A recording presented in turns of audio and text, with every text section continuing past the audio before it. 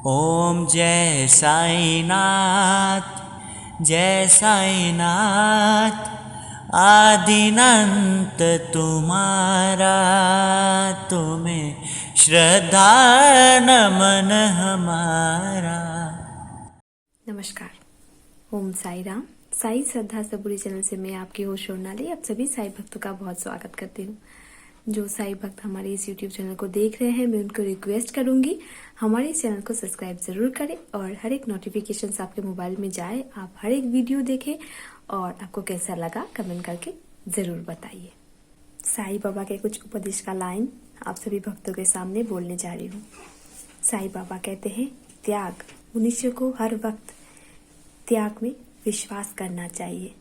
लिप्सा मनुष्य को अधर्म की मार्ग में जाने के लिए चेष्टा करता है, पर अगर तुम्हारे मन में त्याग हो तो तुम्हें परम धाम की प्राप्ति हो सकती है। हर एक चीज में त्याग करना सीखो।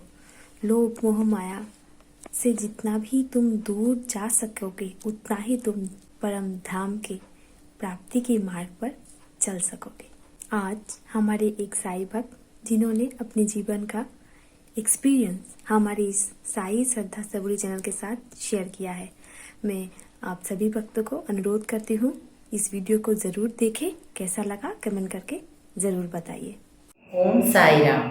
मैं अनामिका सिंह आज एक बार फिर आप सभी के सामने साई श्रद्धा सबूरी चैनल के माध्यम से मुझे यह सुनहरा अवसर प्राप्त हुआ है कि मैं साईं बाबा के जो भी अनुभव है मेरे जीवन में, जो भी मेरे को चमत्कार हो रहे हैं मेरे जीवन में बाबा के आने के बाद से, वो सब मैं आप सबसे शेयर कर पाऊँ और साथ ही आप सभी को ये बता पाऊँ कि साईं बाबा और भी बहुत सारे भगवान हैं, लेकिन हमारे जो साईं बाबा है वो बस उन पे भरोसा करके, उन पे श्रद्धा करके, उन पे विश्वास करके अगर आप उनकी भक्ति करो, उनको और कहीं कुछ भी किसी भी चीज़ की ज़रूरत नहीं है। वो इतने सरल हैं, इतने भक्ति के भूखे हैं। मतलब भक्त का बस एक, अगर आप उनको कुछ खाना भी ना दो, कुछ ना दो, लेकिन अपनी एक आंसू अगर उनके लिए आप बहा सको तो एक बूंद, तो इसके बदले में वो आपको बहुत कुछ दे सकते हैं। मतलब वो इतने उनके लिए मेरे अंदर जो विश्वास है, जो श्रद्धा है, वो बस मैं आप सभी के सामने व्यक्त करना चाहती हूँ और आशा करती हूँ कि आपको समझ में आए कि बाबा सच्ची में चमत्कारी हैं। वो चमत्कार करते हैं। इस कलयुग में भी बाबा हम मनुष्यों के साथ मनुष्यों की बातें सुनते हैं। हमें हर एक पद पर, हर एक स्टेप पर हमें वो सहायता करते हैं। बस उनका एक ही उनका ये है कि मतलब वो दो ही चीज़ मानते हैं, श्रद्धा। मुझ पे श्रद्धा रखो, मुझ पे विश्वास रखो और सब्र करो। समय आने पे मैं तुम्हें अवश्य ही, तुम्हें जो भी प्राप्त होना है, जो भी तुम्हें चाहिए, मैं तुमको अवश्य ही वो मैं दिला दूंगा। बाबा की बस यही है, श्रद्धा और सबूरी, जिसे हमको हमेशा ही मानकर चलना चाहिए और उनकी भक्ति को बहुत ही प्रेम पूर्वक, बहुत ही श्रद्धा पूर्वक उनको उनकी भक्ति करने की आवश्यकता है। तो मैं आज आप सभी के सामने मेरे जीवन का एक छोटा सा अनुभव, एक छोटा सा चमत्कार जो मेरे साथ हुआ है, वो मैं आप सबके साथ शेयर करने जा रही हूँ। 15 अगस्त को मेरी बच्ची को मैं कुछ डांस प्रोग्राम वगैरह के लिए मैं तैयारी करा रही थी। तो ऐसा हुआ कि उस दिन अचानक से, बहुत लंबे समय के बाद, जैसे 3-4-5 महीने के बाद, ऐसे मैंने उससे डांस वगैरह स्टार्ट करवाया, एक्सरसाइज वगैरह करा रही थी और ये सब कर रही थी। मतलब कुछ एक्टिविटीज़ हुए। तो सुबह को ना ऐसा हुआ कि उसको जब मैं प्रैक्टिस स्टार्ट कर रही थी, तब वो भी बहुत इंटरेस्टेड थी, क्योंकि बहुत दिनों के बाद वो एक डांस करने जा रही है। वैसे वो उसका हॉबी है, लेकिन ये लॉकडाउन और ये सब के चलते घर में मतलब बाकी चीज़ों में ज़्यादा इंटरेस्ट आने लगा है। डांस और ये सब से थोड़ा उसका माइंड डाइवर्ट हो गया था। तो जो भी हो, तो मैं उसको जब प्रैक्टिस करा रही थी, तो सुबह जैसे उसने मुझे बोला कि मम्मी मुझे थोड़ा बुखार सा लग रहा है। तो मैंने ऐसे गैस किया कि बहुत दिनों के बाद डांस कर रही है, शायद वो कुछ नाटक कर रही है या फिर झूठ बोल रही है मुझसे।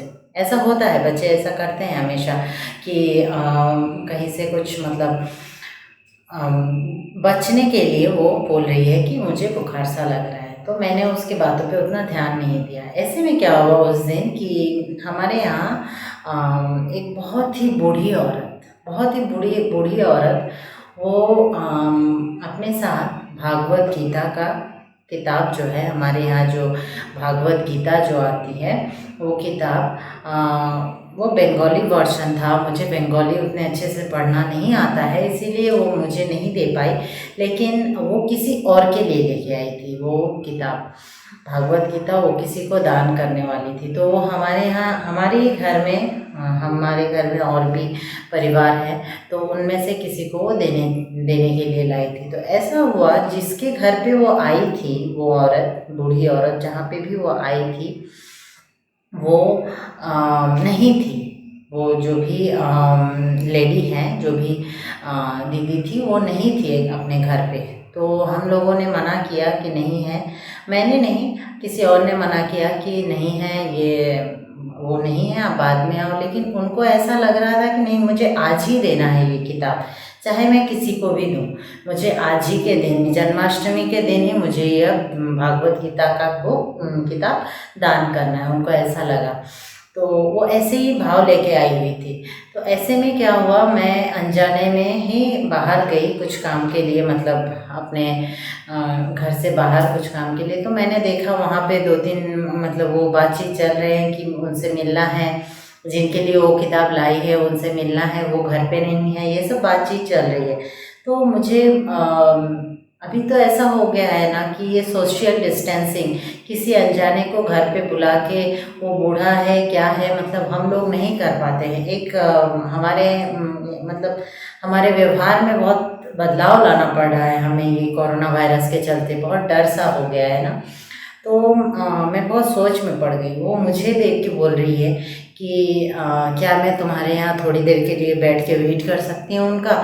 मुझे उनको आज एक किताब, जो जिनके लिए भी वो लाई थी, एक किताब देना है। तो मुझे मैं मना कर रही थी, मतलब ऐसे में मैं बहुत एक असमंजस में पड़ गई थी। मुझे समझ में नहीं आ रहा था कि मैं उनको क्या बोलूँ, हाँ बोलूँ ना बोलूँ, मतलब ऐसे बहुत कंफ्यूज हो रही थी मैं।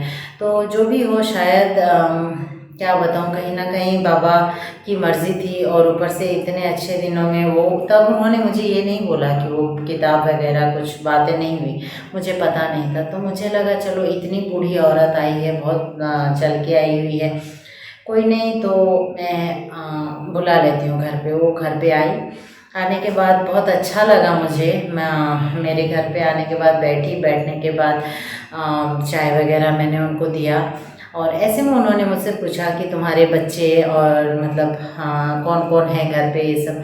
तो मैंने बोला हमारे घर के बारे में जो सब मतलब है, हमारे परिवार के बारे में मैंने उनसे थोड़ी बातें शेयर की। और साथ ही बताया कि बच्ची है, वो 4 साल की है, छोटी है।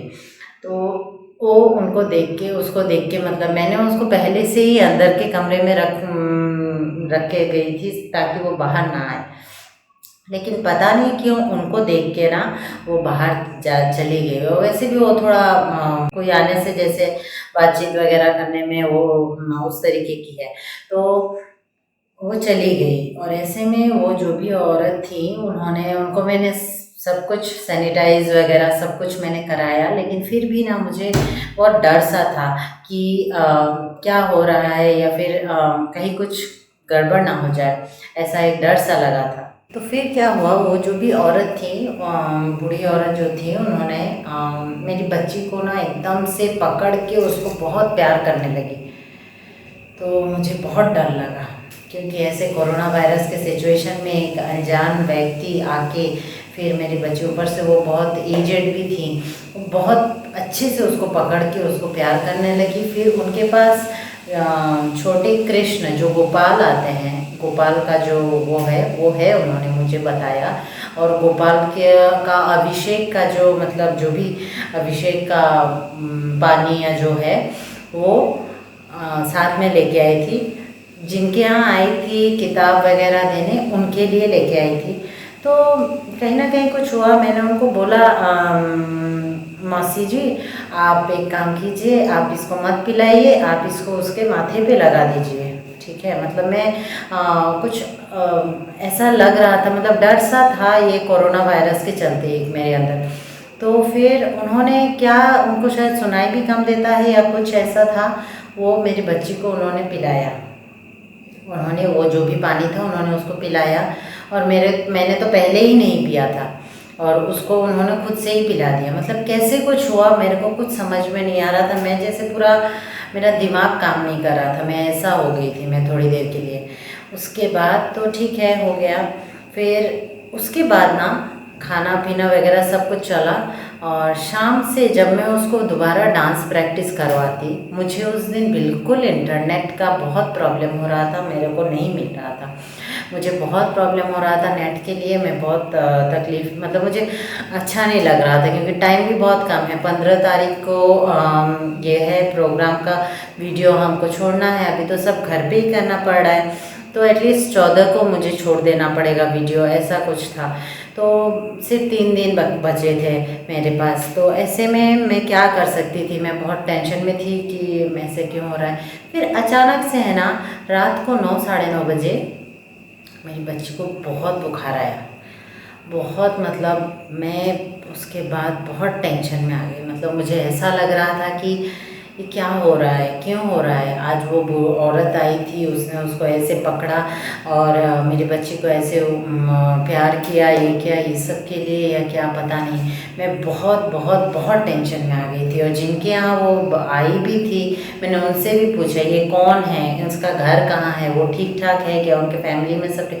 मैंने सब कुछ मतलब डिटेल्स में पूछा, तो पता चला नहीं वो ठीक ही, वो मतलब उनको कुछ ये सब कोरोना वायरस और ये सब बुखार वगैरह उनसे कुछ इसका मतलब वो ठीक ठाक ही थी, उनसे कोई ट्रांसमिशन नहीं हुआ है।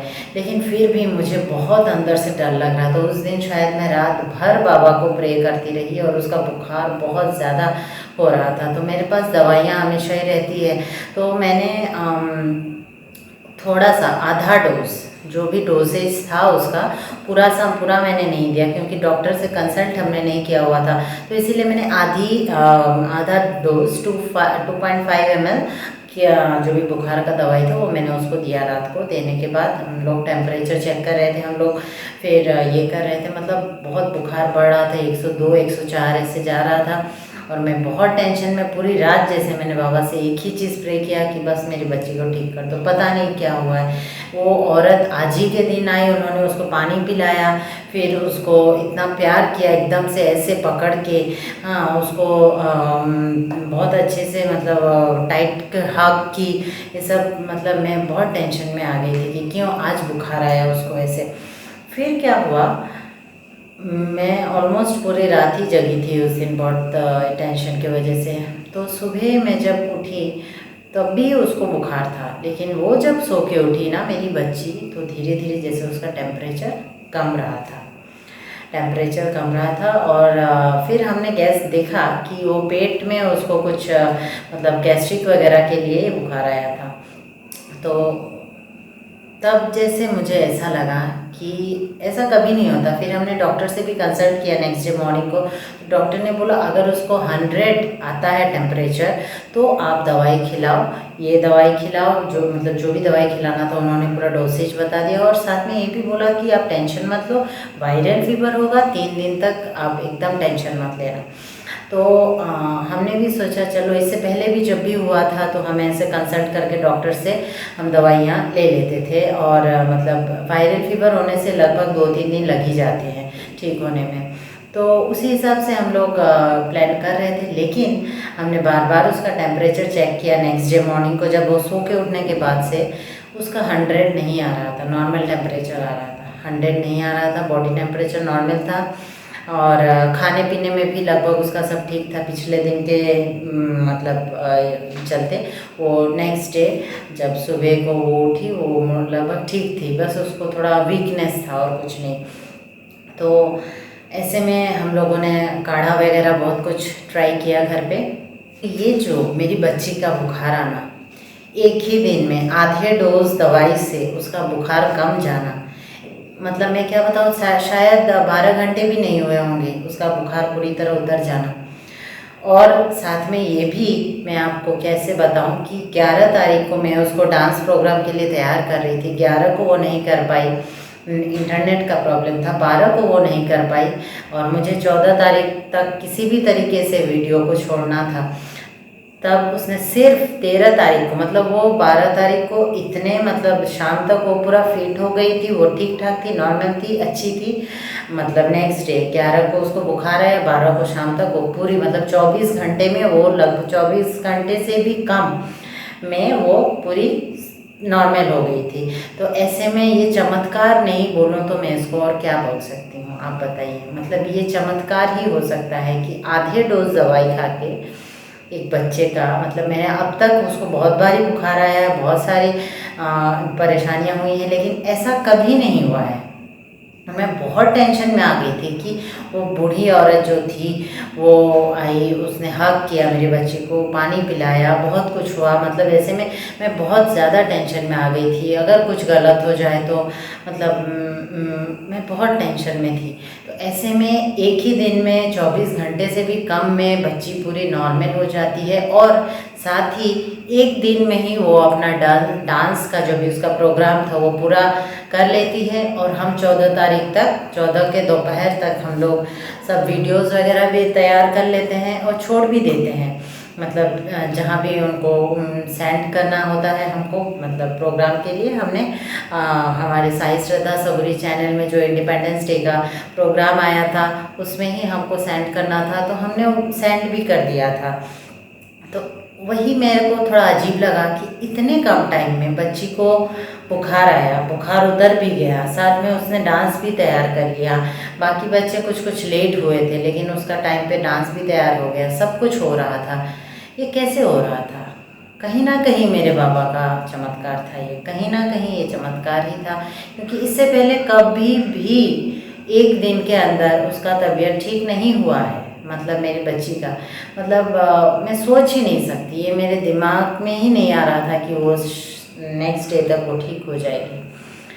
तो इसीलिए आप सबको मैं एक बार फिर आप सबसे ये निवेदन करना चाहती हूँ कि हमारे जो चैनल में दिखाया भी जाता है कि ये रेड वाला फ़ोटो, जो गुलाब का फूल लगा हुआ है जो बाबा के गले में, ये जो फ़ोटो मेरे यहाँ लगा हुआ है, आप इनको अपने घर में अवश्य ही ले आइए, अपने घर में इनको अवश्य ही स्थापित कीजिए और इनके चमत्कार अपने जीवन में जो भी कुछ आपको ये है, मतलब आपका समय अगर ख़राब चल रहा है, अगर आपको कुछ परेशानी है तो बाबा अवश्य ही आपकी बात सुनेंगे। बस उन पे श्रद्धा और विश्वास रखिए और थोड़ा सब्र कीजिए, क्योंकि वो हमेशा ही बोलते हैं श्रद्धा और सबूरी रखो, मैं तुम्हारे साथ हूँ।